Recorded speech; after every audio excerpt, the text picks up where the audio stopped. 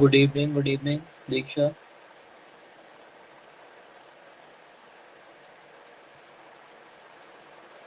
थोड़ा वेट करते हैं और लोग आ जाए फिर स्टार्ट करते हैं।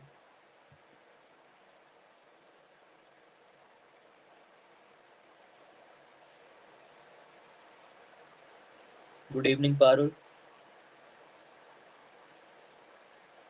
Good evening Noor.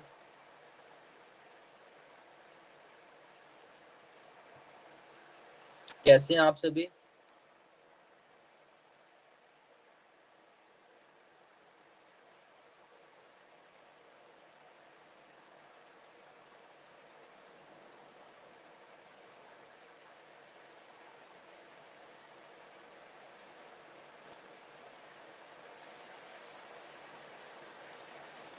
I am good as always. चलिए, संदीप आ गए हैं। गुड इवनिंग क्लास, आप सभी का स्वागत है आज की इस ज्योग्राफी की क्लास में। Good evening Sandeep. तो हमारा जो टॉपिक स्टार्ट हुआ था पिछली क्लास में, उसका नाम था आपका पृथ्वी की आंतरिक संरचना, इंटरनल स्ट्रक्चर ऑफ अर्थ। क्या सभी को मेरी वॉइस क्लियर है? कोई दिक्कत तो नहीं है वॉइस में? Good evening Ankita. ठीक है, सबको आवाज आ रही है साफ? ठीक। तो कल जो पढ़ा था मैं एक बार रिवाइज करा रहा हूँ, सुनिएगा ध्यान से। क्या क्या पढ़ा था हमने कल? पृथ्वी के अंदर क्या क्या चीजें पाई जाती हैं, उसके बारे में हमें जानकारी कैसे प्राप्त हुई। तो हमें दो प्रकार से जानकारी मिलती है। Good evening Manisha. हमें दो प्रकार से जानकारी हासिल होती है पृथ्वी के आंतरिक भाग की। दो कौन कौन से प्रकार हैं? एक है डायरेक्ट सोर्स, दूसरा है इनडायरेक्ट, प्रत्यक्ष स्रोत और अप्रत्यक्ष स्रोत।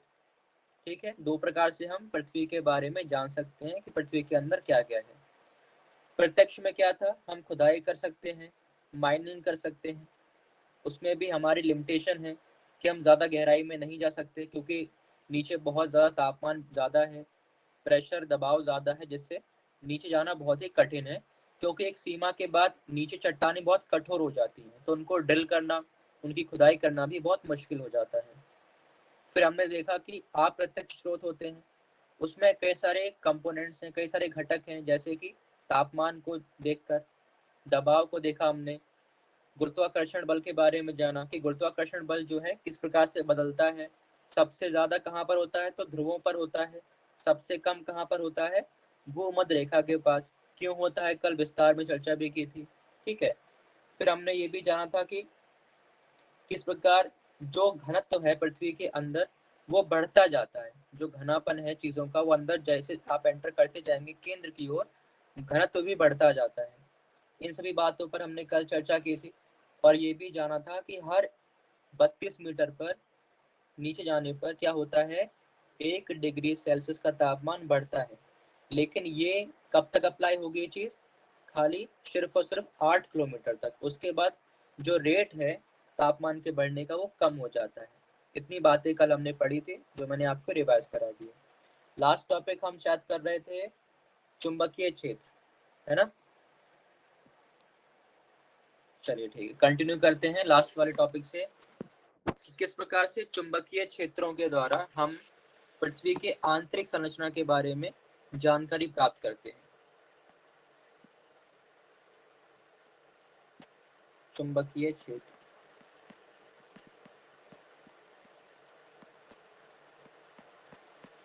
कल थोड़ा बहुत आपको बताया था इसके बारे में कि हमारी जो पृथ्वी है उसके केंद्र में, कोर में भारी धातु है, बनाते हैं पृथ्वी को। ये पृथ्वी मान लेते हैं, इसकी दूसरी परत, एक्यूरेट नहीं बन पा रहा है, एक मिनट।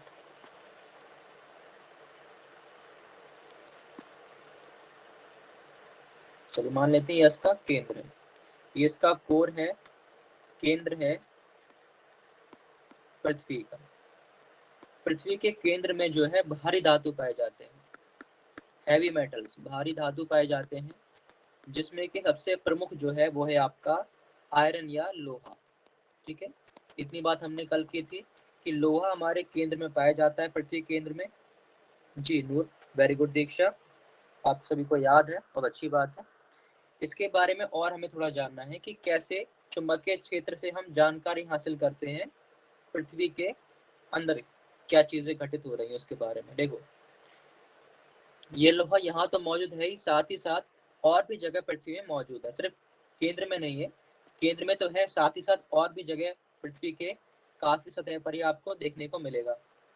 होता क्या है, जब वॉल्केनो फटता है, यानी कि ज्वालामुखी जो होते हैं जब फटते हैं, ज्वालामुखी आपने सुना तो होगा, कभी देखा भी होगा वीडियोस वगैरह में। ज्वालामुखी जब फटते हैं तो क्या होता है, पृथ्वी के अंदर से लावा बाहर निकलता है। पृथ्वी के अंदर से एक गर्म पदार्थ बाहर निकलता है जिसे हम बोलते हैं लावा। बस सुनते रहेगा, लिखिएगा कुछ नहीं अभी, बस सुनिएगा। पृथ्वी के अंदर से एक गर्म पदार्थ निकलता है, इसको बोलते हैं लावा। इस लावा के साथ क्या होता है, पृथ्वी के अंदर से आया है, तो पृथ्वी के अंदर जो भी चीजें मौजूद थी, जैसे कि लोहा, अभी हम लोहे का एग्जाम्पल लेके चलते हैं क्योंकि ये समझना इजी है। बाकी और भी चीजें आती हैं उसके साथ साथ, पर अभी लोहे को लेकर चलते हैं, समझने में आसानी होगी। तो जब ज्वालामुखी फटता है तो लावा यानी पृथ्वी के अंदर से गर्म पदार्थ निकल के बाहर आ जाता है, जिसे लावा कहते हैं। इस लावा में क्या होता है, लोहा होता है। तो जब ये लावा धरती के सतह पर आ गया है, ये कहाँ पर आ गया है, धरती की सतह पर, जहाँ पर हम लोग रहते हैं, सतह पर। काफी समय के बाद क्या होगा, लावा ये ठंडा पड़ जाएगा। हमेशा गर्म नहीं रहेगा, बाहर का तापमान कम होगा, ठंडा हो जाएगा धीरे धीरे। ये ठंडा होने पर क्या बन जाएगी, चट्टान बन जाएगी, एक चट्टान बन जाएगी। ठीक है, इस प्रकार से ये घटना हो गया, चट्टान बन जाएगी। फिर जो वैज्ञानिक लोग होते हैं क्या करते हैं, चट्टान का अध्ययन करते हैं।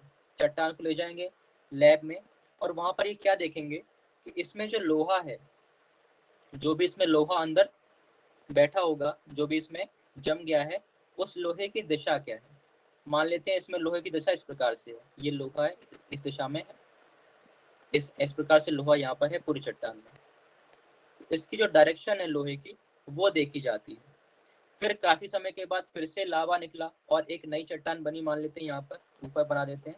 फिर से एक चट्टान बनी, इसको लैब में ले गए, वहां पर देखा तो ये देखने को मिला कि अब जो लोहे की दिशा है वो इस प्रकार है, नीचे की ओर है। इससे विज्ञान या वैज्ञानिकों ने क्या साबित किया कि पृथ्वी की चुंबकीय जो क्षेत्र है, मैग्नेटिक फील्ड है, वो बदलती रहती है। क्योंकि लोहा जो है वो चुंबक से आकर्षित होता है, सभी जानते हैं।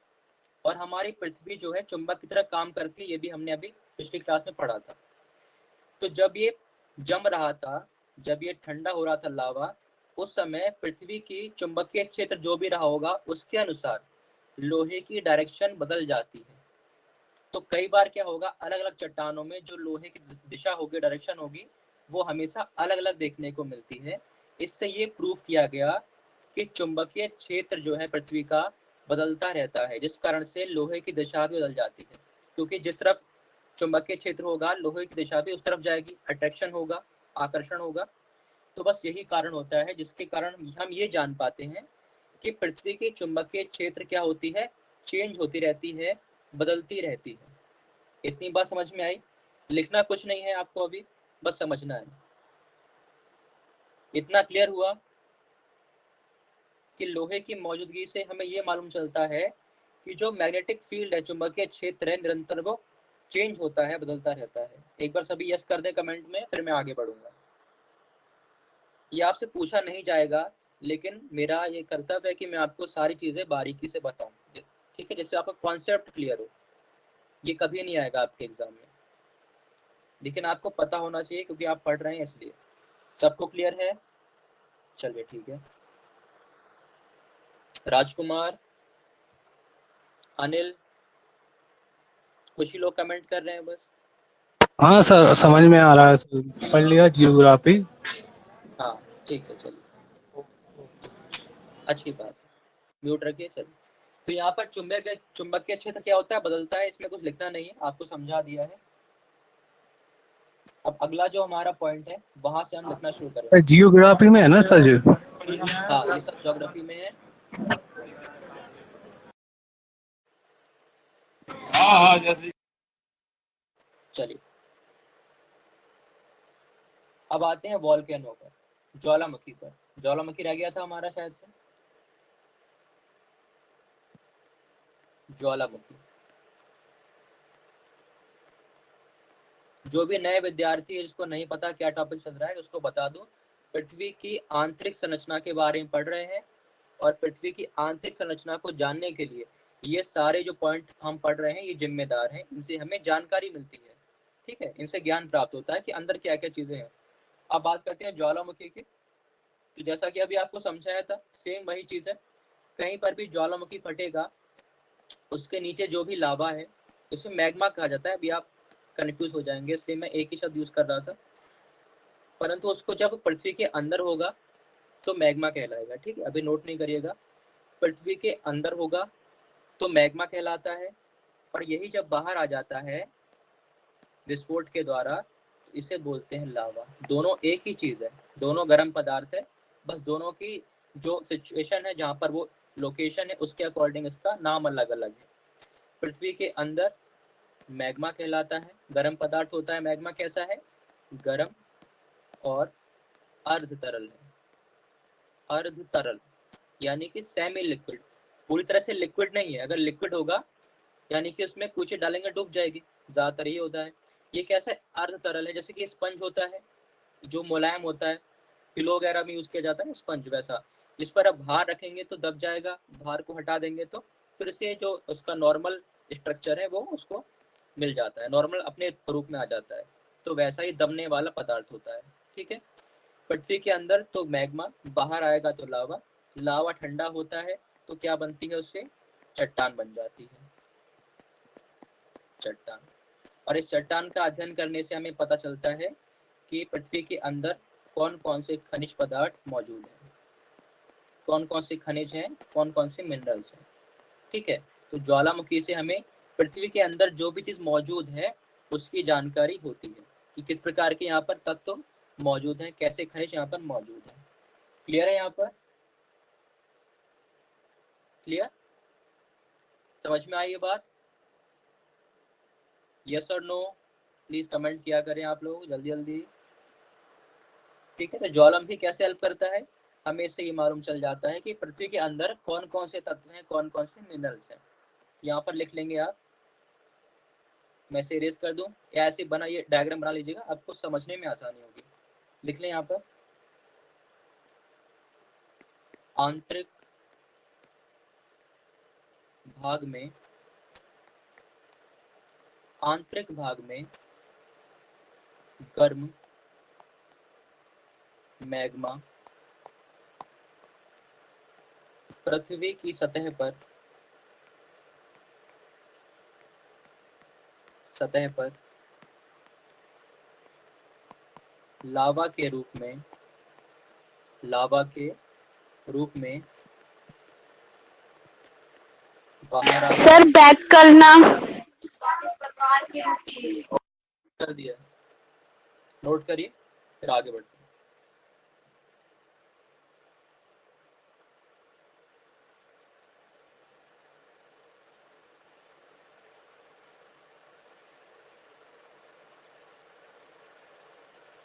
हो गया, चलिए आगे बढ़ जाता हूँ मैं अब। लावा के रूप में बाहर आता है जिससे हमें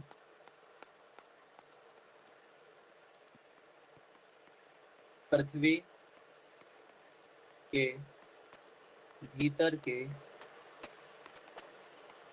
तत्वों का ज्ञान होता है, एलिमेंट्स का ज्ञान होता है, तत्वों का ज्ञान होता है,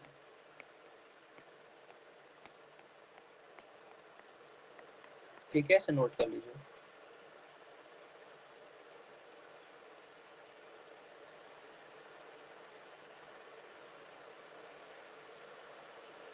हो गया सभी का?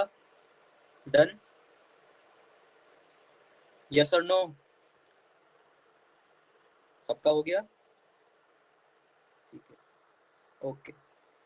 रंजीत आपकी पहली क्लास है क्या?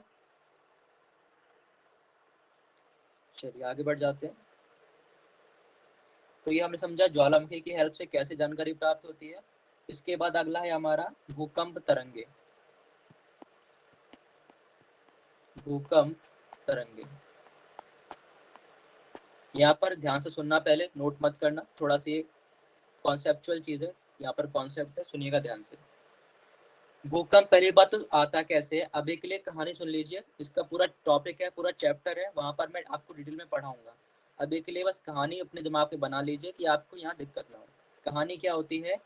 कहानी ये है कि हमारी जो पृथ्वी है, जो आप सरफेस देखते हैं, जो सतह आप देखते हैं, सतह जिस पर हम रहते हैं, सतह, ये एक तरह से इस प्रकार से नहीं कि ये चटाई बिछी हुई है लगातार सतह है, ऐसा नहीं है।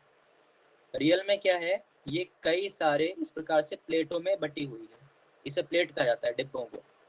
कई सारी प्लेटें इस प्रकार से बनी हुई हैं और इसी पर हम लोग रहते हैं। पहली बात क्या समझ में आई कि जो सतह है वो लगातार एक समान नहीं है, कई सारी छोटी छोटी प्लेट्स हैं, कहीं पर बड़ी प्लेट्स भी होगी, कहीं पर छोटी होगी, इस प्रकार से टुकड़े हैं, इन पर हम रहते हैं। इसी पर आपको समुद्र मिलता है, इसी के ऊपर आपको जमीन मिलती है। कैसे मिलती है, मैं इसको ड्रॉ करता हूँ अभी आपके लिए, देखिए फिर से बनाता हूँ मैं इसको।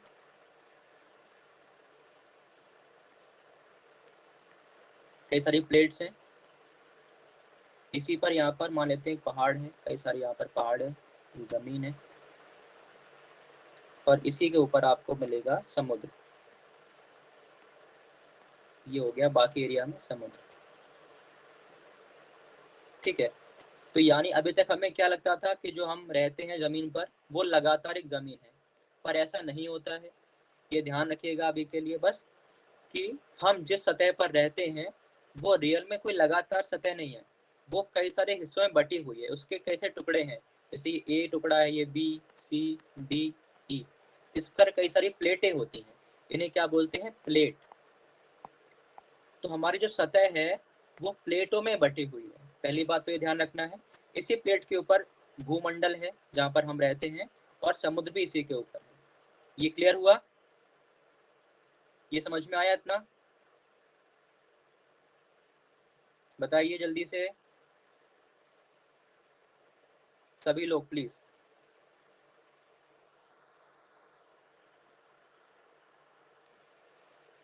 सबको क्लियर है? अनिल, पारुल, दीक्षा, देखो आप लोग यूपीएससी की तैयारी कर रहे हैं तो यहाँ कॉन्सेप्ट बिल्डअप बहुत जरूरी है, इसलिए मैं आपको उतना डिटेल में पढ़ा रहा हूँ। अगर आप वनडे एग्जाम की तैयारी करते हैं तो ये तो एक दिन का भी टॉपिक नहीं है, ठीक है, क्योंकि आपको मेंस लिखना है तो आपको कॉन्सेप्ट पता होना चाहिए, तभी आप लिख पाएंगे। अब देखिए ध्यान से, यहाँ पर पहली बात ये समझिए कि जो सतह है वो कई प्लेटों में बटी हुई है। अब ये जो प्लेट है ना, ये प्लेट चलती भी है, ये एक जगह रुकी हुई नहीं है, ये प्लेट चलती है। किसके ऊपर चलती है, इसको भी जान लेते हैं। प्लेटों के नीचे इस प्रकार से फैला हुआ है गर्म पदार्थ, जिसकी चर्चा अभी हम कर कर आए हैं, जिसे क्या बोलते हैं, मैग्मा। क्योंकि ये कैसा है, अभी बताया था आपको, अर्ध तरल है, थोड़ा सा ये लिक्विड है। कैसा है, अर्ध तरल, यानी कि प्लेटें इस पर धसी हुई हैं। तो जैसे जैसे मैग्मा हिलेगा, जैसे जैसे ये संचलन करेगा, आगे बढ़ेगा चाहे पीछे जाएगा, उसी के साथ ऊपर जो प्लेटें हैं A B C D E, ये भी हिलेंगी, ये भी आगे पीछे मूव करेंगी, इनका मूवमेंट होगा। कैसे होगा इसको समझते हैं अगले पेज में। मान लीजिए एक ये प्लेट है और एक दूसरी प्लेट ये है, ध्यान दीजिएगा बहुत फोकस से। ए और बी क्या है, ये दो प्लेटें हैं, इनके नीचे मैंने क्या भर दिया है, मैग्मा, जो कि कैसा है, गर्म है और लिक्विड भी है, तरल है, थोड़ा सा हिलता डुलता रहता है। ये क्या है आपका, मैग्मा।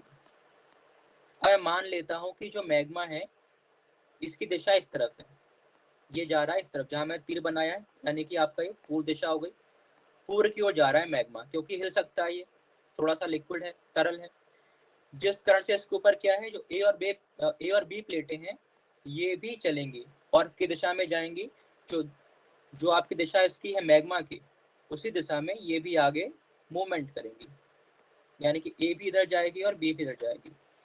जैसे कि मान लेते हैं एक समुद्र है, समुद्र की लहरें जो है इस तरफ जा रही हैं, ये समुद्र की लहरें यहाँ जा रही हैं।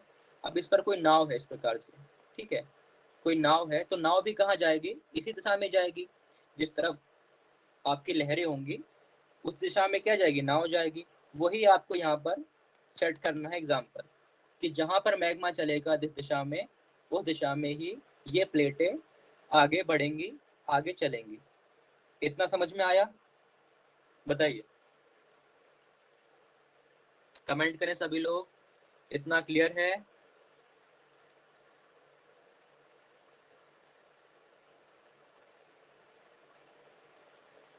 ठीक है, जो कमेंट नहीं कर रहा है उसका मैं क्या समझूं कि उसको नहीं आ रहा है? सबको समझ में आना चाहिए यार, मैं बहुत मेहनत से आपको बता रहा हूँ, ठीक है? क्योंकि आप बुक पढ़ेंगे तो कभी आप क्लियर नहीं होगा ये चीज़ें, जितना मैं आपको आसानी से समझा रहा हूँ। तो पहली बात क्या ध्यान देनी है हमको अभी के लिए, कि जो सतह है वो प्लेटों में बटी हुई है, और ये प्लेटें हिलती हैं। क्यों हिलती हैं? क्योंकि इनके नीचे का जो मैग्मा है जिस पर ये रखी हुई है वो भी हिलता है। अब कई बार क्या होता है, इन प्लेटों के चलने से प्लेटें आपस में टकरा जाती हैं। ये प्लेटें कई बार क्या होंगी, आपस में टकराएंगी। मैं यहाँ बनाता हूँ, एक ये प्लेट है ए और ये बी प्लेट है, आपस में क्या होंगे, टकरा जाती हैं। कई बार आपस में इनकी टक्कर हो जाती है। तो जब इनकी टक्कर होती है तो जो ऊर्जा आती है, टक्कर होने पर थोड़ी ऊर्जा आती है। जैसे आप किसी को चांटा मारेंगे, ठीक है, मान लीजिए लड़ाई हो गई आप किसी की, आपने उसको चांटा मार दिया, अब उसमें भी थोड़ी क्या आएगी, एनर्जी आएगी बदला लेने के लिए, आपको मारने को दौड़ेगा वो भी। चुपचाप थप्पड़ तो खाएगा नहीं, क्योंकि वो जमाना चला गया कि आप एक गाल पे मारे दूसरा कोई आगे कर दे, अब क्या करेगा, उल्टा आपको मारेगा। तो उसके अंदर क्या है, ऊर्जा आ गई। तो वैसे यहाँ पर क्या हुआ, ए और बी में टक्कर हुई, तो यहाँ पर क्या होती है, ऊर्जा जनरेट होती है, ऊर्जा का उद्भव होता है, ऊर्जा आ जाती है। ये ऊर्जा निकलती है तरंगों के रूप में। तरंग मतलब वेव्स जो होती हैं आपकी, तरंगों के रूप में। इन्हीं को बोलते हैं भूकंप तरंगे। क्या बोलते हैं, भूकंप तरंगे। ठीक है, तो फिर से मैं समझाता हूँ एक बार पूरी कहानी एक बार में। सबसे पहले हमारी जो सतह है वो कई प्लेटों में बटी हुई है। ये प्लेटें चलती हैं। क्यों चलती हैं? क्योंकि इनके नीचे का जो मैग्मा है जिस पर ये रखी हुई है वो भी चलते हैं। तो मैग्मा जिस दिशा में जाता है वैसे ही प्लेट हिलती डुलती है। कई बार प्लेटें टकरा जाती हैं आपस में, टकराने पर एक ऊर्जा उत्पन्न होती है, और ये ऊर्जा तरंगों के रूप में आगे बढ़ती है। ठीक है, ऊर्जा तरंगों के रूप में आगे बढ़ती है, और इसी को बोलते हैं भूकंप तरंगे। तो जब टकराए कोई चीज तो वो तो हो गया भूकंप। भूकंप का क्या मतलब हो गया, भू मतलब होता है पृथ्वी, और कंप मतलब होता है कपना। तो पृथ्वी क्या हो जाएगी, कांपने लगेगी। क्यों कांपेगी भाई, टक्कर हुई है बहुत तेजी से तो कपेगा, नॉर्मल सी बात है। तो पृथ्वी कांपती है, लेकिन इसमें जो ऊर्जा निकली है वो तरंगों के माध्यम से आगे बढ़ेगी। जैसे आप सुनते हैं ना कि यहाँ बिल्डिंग गिर गई, तो बिल्डिंग अपने आप नहीं गिर जाती है, यही तरंगे जो है बहुत स्पीड में जाती हैं, उस क्षेत्र में कार्य करती हैं, वहां पर जो बिल्डिंगें होती हैं उन्हें गिरा देती हैं, क्षतिग्रस्त कर देती हैं, रोडें सड़क जाती हैं। तो ये सब आप जानते होंगे। क्या सभी को ये बात समझ में आ गई है? इतना समझ में आया, यस और नो बताइए।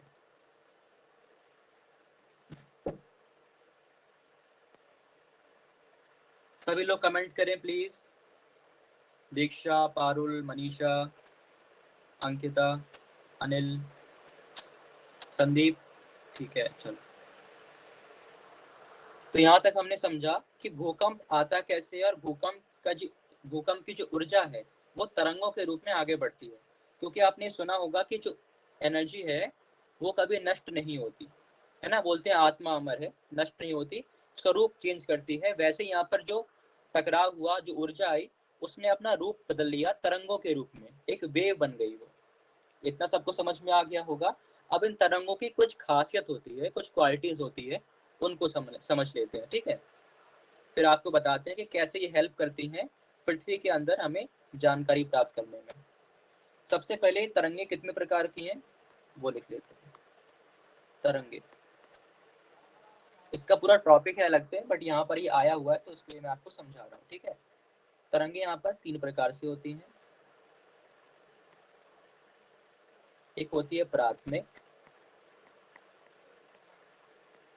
दूसरी होती है द्वितीय, और तीसरी होती है धरातलीय। धरातल, प्राथमिक जैसा कि नाम है, प्राथमिक मतलब पहले, प्राइमरी। जो सबसे पहले वेव आती है, सबसे पहले तरंग जो आती है उसे बोलते हैं प्राथमिक।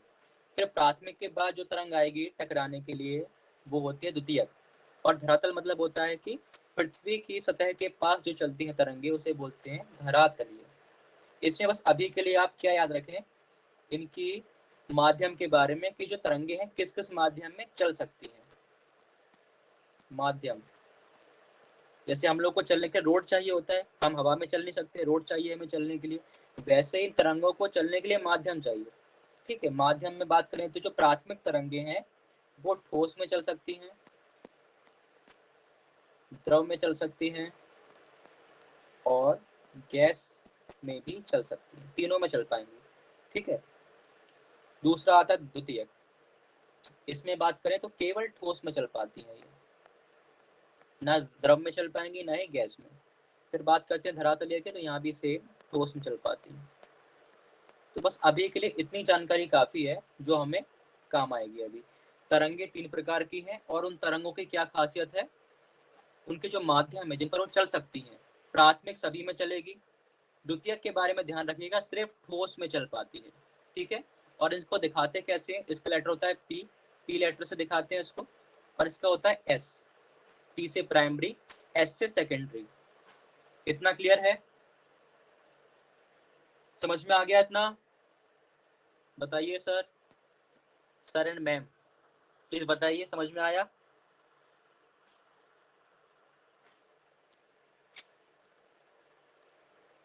सब फ्यूचर ऑफिसर से आप लोग भाई, है ना? अरे नहीं, आप सब बनेंगे ऑफिसर, मेरी यही कामना है। ठीक है, सब मेहनत करते रहिए बस। देखिए, मेहनत का कोई दूसरा सब्स्टिट्यूट नहीं है, मेहनत के अलावा इंसान के हाथ में और कुछ नहीं है, सीधी बात यह है, कोई शॉर्टकट नहीं होता। ठीक है, आप किसी फील्ड में हो ना, आप मेहनत करते रहिए बस। चलिए, तो यहाँ पर क्या ध्यान देना है, तरंगों के 3 प्रकार, जिसमें कि जो इम्पोर्टेंट है वो अभी के लिए क्या है, सेकेंडरी वेव्स या द्वितीयक तरंगे वो सिर्फ ठोस में चलती है। यानी कि जब भूकंप आएगा, सुनो ध्यान से, जब भूकंप आएगा पानी में, पानी क्या है आपका, द्रव है, तो पानी में आपको प्राथमिक तरंगे तो मिल जाएंगी लेकिन द्वितीयक तरंगे नहीं मिलेंगी।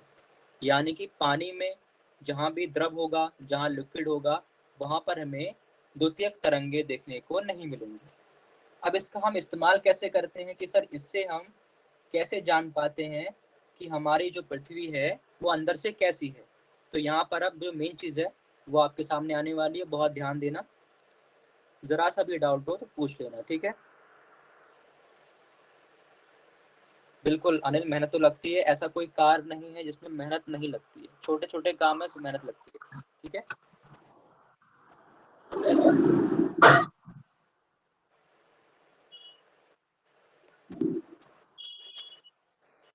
मान लेते हैं ये आपकी अर्थ, आर्ट वैसे गोल नहीं होती है, बट हम गोल ही बनाते हैं, शुरू से बनाते आए हैं। ठीक है, आर्ट हमारी गोल नहीं है, इसको ध्यान रखिएगा। उसका जो आकार है वो कैसा है, वो अलग है, उसे बोलते हैं जियोइड, उसका एक अलग ही नाम है, जियोइड कहा जाता है उसको। जब अर्थ आपको पढ़ाऊंगा तब उसको बताऊंगा विस्तार से। तो यहाँ पर मानते हैं कि अर्थ है। ठीक है, मानने में क्या जाता है। चलिए, उसके बाद एक और लेयर बनाते हैं,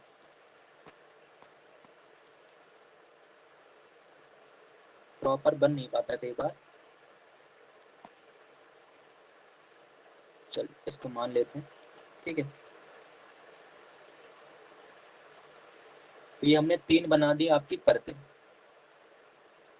इनके कुछ नाम भी हैं अच्छे अच्छे, उस नाम को भी लिख लेते हैं पहले। जो बाहरी परत है उसे बोलते हैं भूपर्पटी, अभी कोई नोट नहीं करेगा बिल्कुल भी, समझेंगे पहले। ठीक है, भूपर्पटी। उसके बाद सेकेंड लेयर आती है जो बीच में, इसे बोलते हैं मेंटल, इसको प्रवर भी कहते हैं, बट आप इंग्लिश का नाम याद रखिए, मेंटल, हिंदी में कंफ्यूजन होगा आपको। भूपर्पटी, मेंटल, इसे क्रस्ट भी कहते हैं। उसके बाद आता है आपका सबसे आखिरी में कोर या केंद्र। ठीक है, अब यहाँ क्या समझना है, हाँ very good note, core, mental, crust, ये 3 परतें होती है।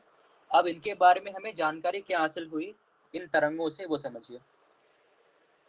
जो हमारा, हमने क्या किया, इन तरंगों को रिकॉर्ड किया, कहाँ पर रिकॉर्ड किया, एक ग्राफ होता है सीस्मोग्राफ, मैं लिख देता हूँ यहाँ पर सीस्मोग्राफ, सीस्मोग्राफ। भूकंप की तरंगे जब आती हैं तो जो वैज्ञानिक होते हैं वो सीस्मोग्राफ पर इसको दर्शाते हैं, इन तरंगों को कैच करते हैं, कैप्चर करते हैं, उसके बारे में अध्ययन करते हैं। तो एक इंस्ट्रूमेंट है, एक ग्राफ है, एक स्केल है जिसके द्वारा हम इन तरंगों को पढ़ते हैं। हम क्या, वैज्ञानिक लोग, ठीक है, सीस्मोग्राफ के द्वारा। तो जब इस तरंगों को यहाँ पर देखा गया तो हमें ये पता चला कि जब ये तरंगें गुजरती हैं पूरे पृथ्वी में तो जो प्राइमरी वेव थी, पी वेव, वो तो आराम से निकल जाती है सभी जगह से, सभी जगह से वो आराम से जा रही होती है, इस प्रकार से उसे कोई दिक्कत नहीं होती, उसे कोई रोकने वाला नहीं है, अपने मन की मालिक है, ठीक है। लेकिन जब एस वेव आती है तो एस वेव क्या करती है, यहाँ पे जाते ही ये इस प्रकार घूम जाती है, अंदर नहीं जा पाती, फिर ऐसे एंटर करा, उसके बाद फिर ये बाहर निकल जाती है। ये देखा गया वैज्ञानिकों के द्वारा कि जब सेकेंडरी वेव इसमें आती है कोर में, कोर के ऊपरी भाग में जैसे ही आती है तो अंदर नहीं जा पाती, डिफ्लेक्ट कर जाती है, मुड़ जाती है बाहर की तरफ, बाहर चली जाती है। फिर ये पता किया कि ऐसा क्यों होता है, तो हमें ये मालूम है, अभी क्या मालूम है कि जो द्वितीयक तरंगे हैं, सेकेंडरी वेव्स हैं, ये सिर्फ ठोस में जाती है, ये तरल में नहीं जाती या द्रव में नहीं जाती, अभी देखा था।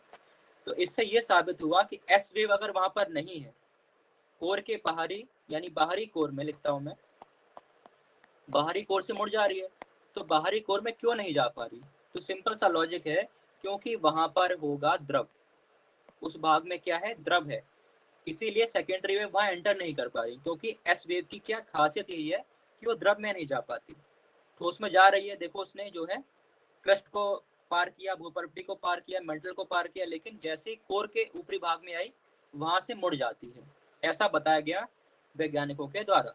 और फिर ये बताया गया कि इसका कारण क्या है, तो बताया कि यहाँ पर जो बाहरी कोर है, कोर के दो हिस्से बांटे गए, जो बाहरी कोर है उसमें द्रव है, उसका जो कंडीशन है वो कैसा है, लिक्विड कंडीशन में है, वो द्रव स्टेट में है, ठीक है। इतना समझ में आया, इतनी बात समझ में आई? जी मनीषा, सीस्मोग्राफ, क्या इतनी बात समझ आ गई है कि एस वेव एंटर क्यों नहीं कर रही है कोर में?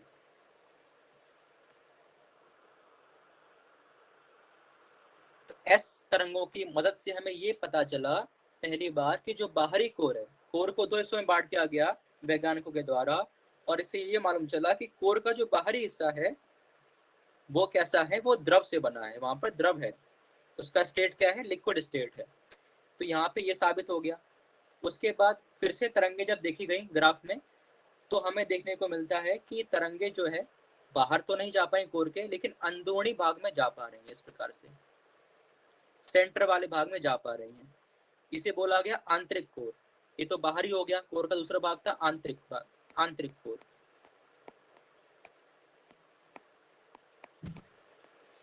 अब आंतरिक कोर में एंटर कर पा रही है, क्यों कर पा रही है, क्योंकि यहाँ पर जो स्टेट होगा वो कैसा है, वो सॉलिड है, क्योंकि जो सेकेंडरी वेव है वो सिर्फ और सिर्फ सॉलिड या ठोस में ही ट्रेवल कर पाती हैं, उसी में चल पाती हैं। तो यहाँ से हमें दो चीजें पता चलती हैं हमारी पृथ्वी के बारे में, कि जो कोर है उसका बाहरी कोर, दो हिस्से हैं कोर के, बाहरी कोर कैसा है, लिक्विड स्टेट में है, द्रव है वहां पर, और जो आंतरिक कोर है वो कैसा है, वो ठोस है, वो कैसा है, ठोस है, सॉलिड है। यहाँ पर हमें दो बातें पता चल जाती हैं। तो इस प्रकार से भूकंप तरंगों के माध्यम से पृथ्वी के अंदर की जो संरचना है कोर के बारे में, वहां हमें ये जानकारी प्राप्त होती है। इतना समझ में आ गया, क्लियर हुआ?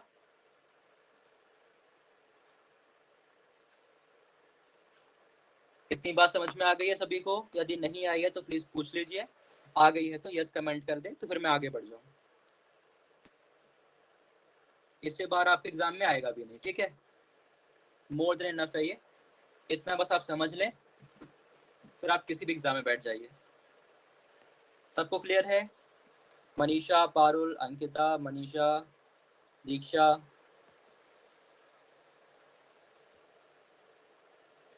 अरे कमेंट करना फ्री है, कमेंट क्यों नहीं कर रहे हो आप लोग? अनिल, संदीप, ठीक, चलो। तो यहाँ पर हमने क्या समझा, इन तरंगों के माध्यम से हमें जानकारी प्राप्त हुई कि जो बाहरी कोर है वो कैसा है, वो द्रव अवस्था में है, और आंतरिक कोर किस अवस्था में है, ठोस अवस्था में। इसे हम नोट कर लेते हैं अलग से। आपने ड्रॉ तो कर लिया होगा समझने के लिए, सबने ड्रॉ कर लिया है? ठीक है, चलो मैं लिखवा देता हूँ इस चीज को, लिख लें। भूकंपीय, देखो मेरी बात का बुरा नहीं मानेगा कोई, ठीक है?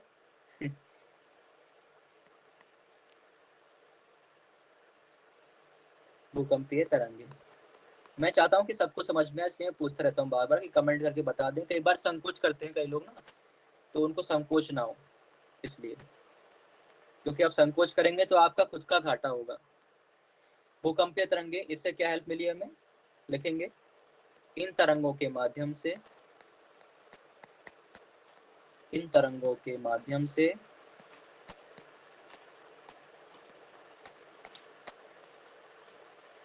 हमें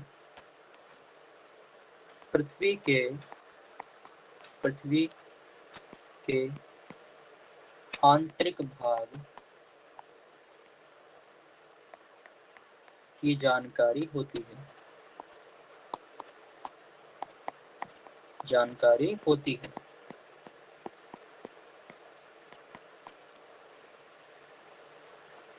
जैसे कि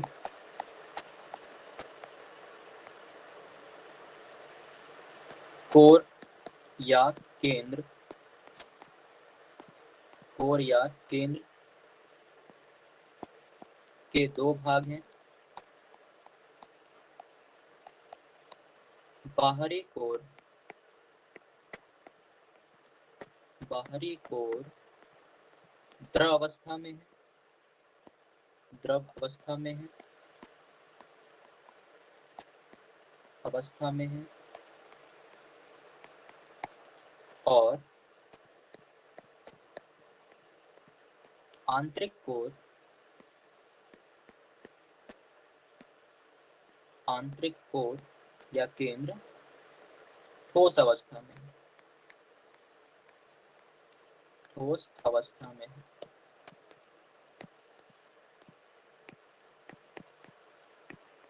ठीक है, नोट करने से।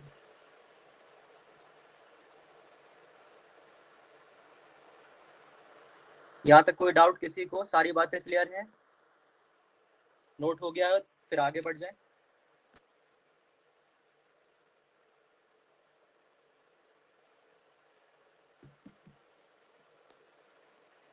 नो डाउट, ओके, ठीक है।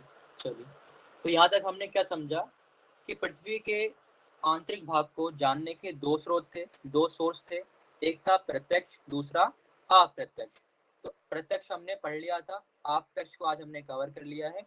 अब इसके बाद जो भी जानकारी हमें हासिल हुई, उसके आधार पर हमने पृथ्वी के जो हिस्से बांटे हैं, जो उनको परतों में बांटा है, उसके बारे में अब हम अध्ययन करेंगे। इसमें सबसे पहले जो नाम आने वाला है वो है आपका एडवर्ड स्वेस का। एडवर्ड स्वेस के नाम के व्यक्ति थे। उन्होंने क्या किया, रासायनिक संगठन के आधार पर पृथ्वी की आंतरिक भाग को कई परतों में बांटा है। ठीक है, किस आधार पर, रासायनिक संगठन। रासायनिक संगठन मतलब कौन कौन से वहां पर केमिकल्स या रसायन प्राप्त होते हैं। ठीक है, चलो हेडिंग बनाते हैं पहले, एक मिनट लिखें, रासायनिक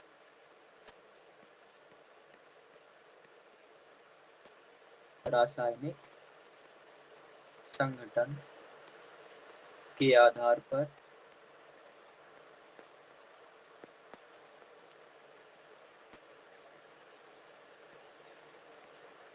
पृथ्वी की आंतरिक संरचना, आंतरिक संरचना। नाम याद रखेंगे, किसके द्वारा दिया गया है ये, एडवर्ड स्वेस। ये आपका प्री का सवाल बन जाएगा कि रासायनिक संगठन के आधार पर किसने बांटा है पृथ्वी को, वो होंगे आपके एडवर्ड स्वेस। तो ये आपका प्री का सवाल यहाँ तैयार है, एडवर्ड स्वेस। ठीक है, अब कितने भाग में बांटा है और कौन कौन से भाग हैं, पहले हम उसको ड्रॉ करेंगे, फिर उसके बारे में हम नोट डाउन करेंगे।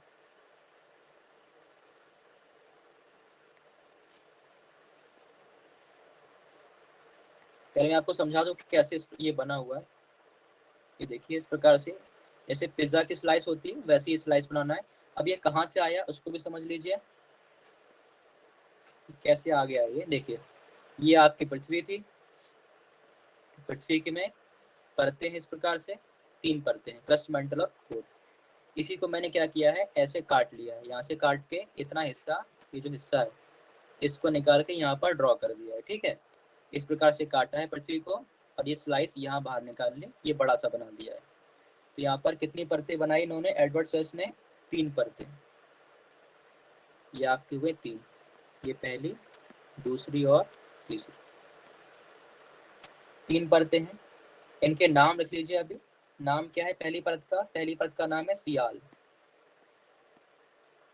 इसको ऐसे लिखना है इंग्लिश में, क्योंकि ये सिंबल है एलिमेंट्स के, जो तत्व होते हैं उनकी ये सिंबल है, तो उसको आप ऐसे लिखेंगे, सियाल, सीमा और निफे। ये इन्होंने 3 परतें बनाई एडवर्ड स्वेस जी ने, और उसके 3 नाम दिए, सियाल, सीमा और निफे। ठीक है, इतना ड्रॉ कर लीजिए। मनीषा कुछ पूछना है, हैंड रेज किया है आपने?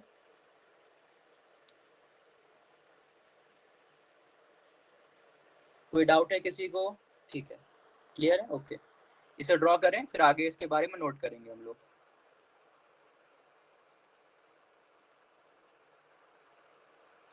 ड्रॉ कर लिया, नोट डाउन हो गया? चलिए ठीक है। अब 1 2 3 सबसे पहले बात करेंगे सियाल की। ठीक है, पहले हमारी जो लेयर है उसका नाम क्या है, सियाल।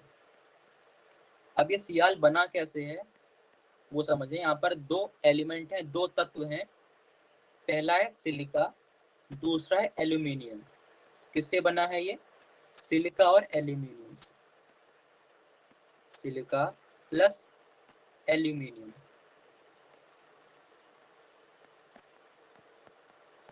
ठीक है, सिलिका और एल्यूमिनियम।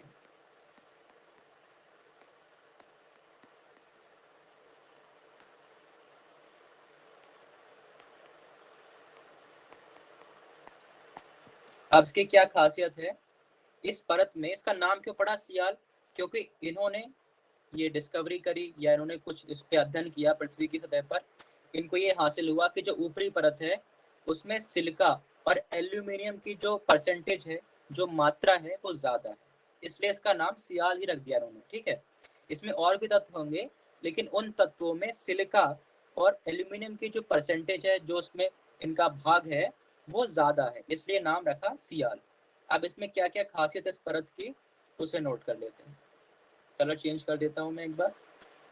पहली बात तो ये कि सबसे ऊपरी परत है, सबसे ऊपरी परत। दूसरी खासियत यहाँ पर चट्टाने हैं उन्हें बोलते हैं ग्रेनाइट चट्टाने। ग्रेनाइट चट्टानों की अधिकता है यहाँ पर, ग्रेनाइट चट्टानों की अधिकता।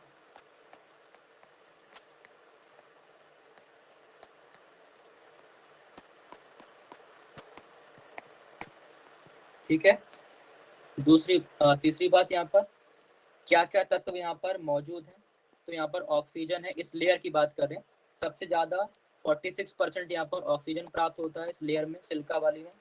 उसके बाद है सिलिका 17% के आसपास। उसके बाद है आपका एल्यूमिनियम, ये आपका 8% है। ठीक है, तो मेन आपका सिलिका और एल्यूमिनियम के आधार पर इसका नाम सियाल रखा गया है, इसे ध्यान रखिएगा। आखिरी बात इसके बारे में, इसका घनत्व याद रखिएगा, घनत्व, डेंसिटी। इस परत का जो घनत्व है वो है आपका 2.7 से लेकर 2.9 ग्राम पर सेंटीमीटर क्यूब। ये इसका क्या है, डेंसिटी है, घनत्व। नोट कर ले इतना सियाल के बारे में। ये आपका सारे प्री के सवाल हैं, जितने भी पॉइंट लिखे हैं ये सब प्री में आ सकता है। बाकी मेंस में जब आएगा लिखने को परतों के बारे में, तो आप सारी जानकारी उसमें लिखेंगे। ऑल क्लियर, कोई डाउट तो नहीं यहाँ तक?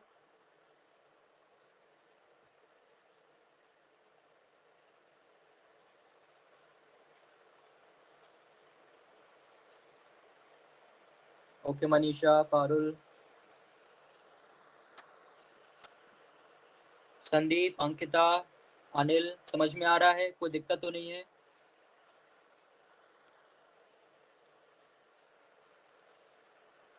चलिए ठीक है, अच्छी बात है, इसे नोट कर लिया होगा। आगे बढ़ जाते हैं, अगली परत की बात करते हैं। सियाल के बाद आएगी आपकी सीमा। सीमा जी, चलिए सीमा। अब जैसे वहां सियाल था तो सिलिका और क्या था, एल्यूमिनियम।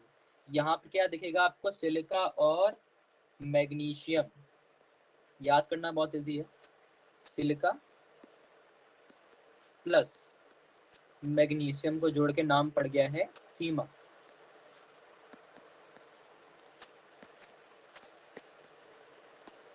सिलिका और मैग्नीशियम,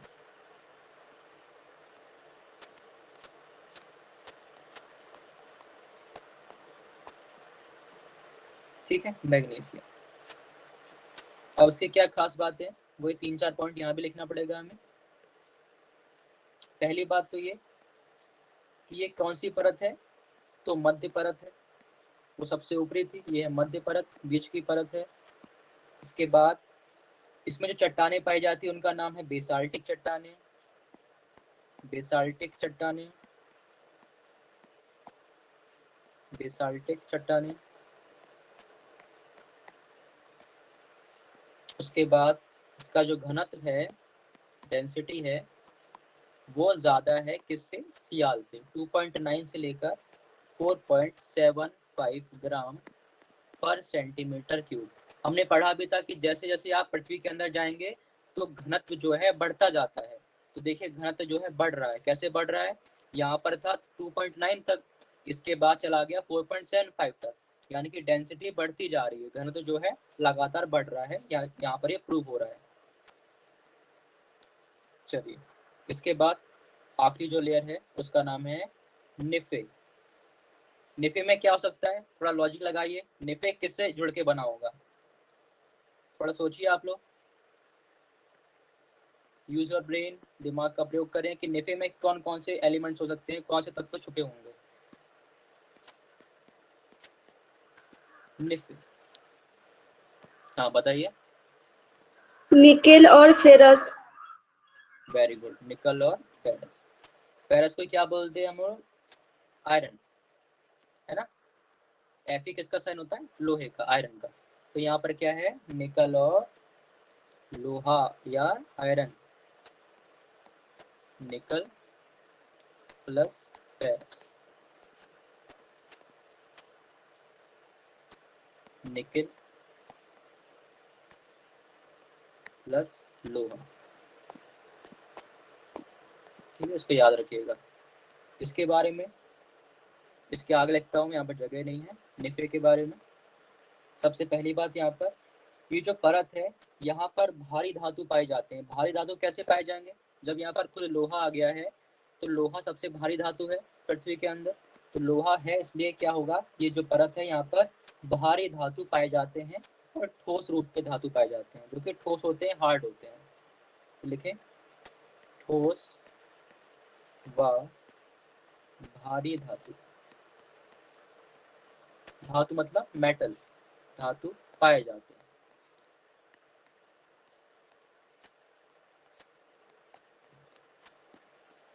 अगला बिंदु, यहाँ पर क्या होगा, क्योंकि लोहा है तो आपको समझाया था मैंने, लोहे से क्या होता है पृथ्वी में, चुंबकीय क्षेत्र की उत्पत्ति होती है।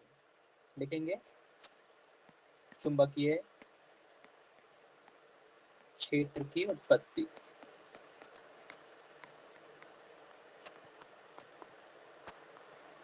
ठीक है, आखिरी घनत्व के बारे में, इसका घनत्व सबसे ज्यादा होगा, क्योंकि लगातार डेंसिटी जो है, घनत्व जो है बढ़ता ही जाता है पृथ्वी के केंद्र की ओर बढ़ने पर। इसका होगा 11 से लेकर 12 ग्राम पर सेंटीमीटर क्यूब। बस ये 3 बातें इसके बारे में इंपॉर्टेंट है। सबका हो गया, नोट कर लिया। यहाँ तक किसी को कोई भी डाउट यदि है तो पूछ लीजिए। क्या कोई डाउट है किसी को?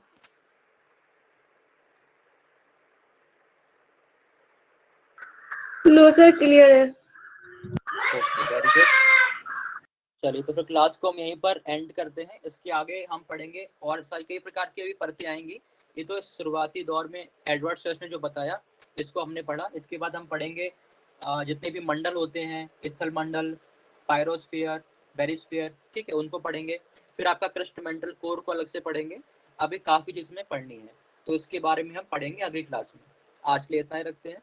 आप सभी का बहुत बहुत धन्यवाद क्लास को ज्वाइन करने के लिए। Hello sir. हाँ बोलिए। सर वो है ना, मेरे को एक क्वेश्चन पूछना था आपसे। महानदी है ना, इसकी लंबाई कितनी है? 851 kilometre, 851 kilometre. Thank you sir. Welcome welcome. और कोई डाउट किसी को? एनीवन? चलिए क्लास को मैं एंड करता हूँ, ठीक है। Thank you everyone. आप सभी का बहुत बहुत धन्यवाद। अंकिता थैंक यू, मनीषा, राजकुमार, पारुल, मनीषा, ठीक है। चलिए अपना ध्यान रखें सेहत का भी, और रिवीजन करते रहें सभी लोग। रिवीजन करना बहुत इंपॉर्टेंट है, ठीक है। थैंक यू नूर। चलिए गुड इवनिंग एवरीवन।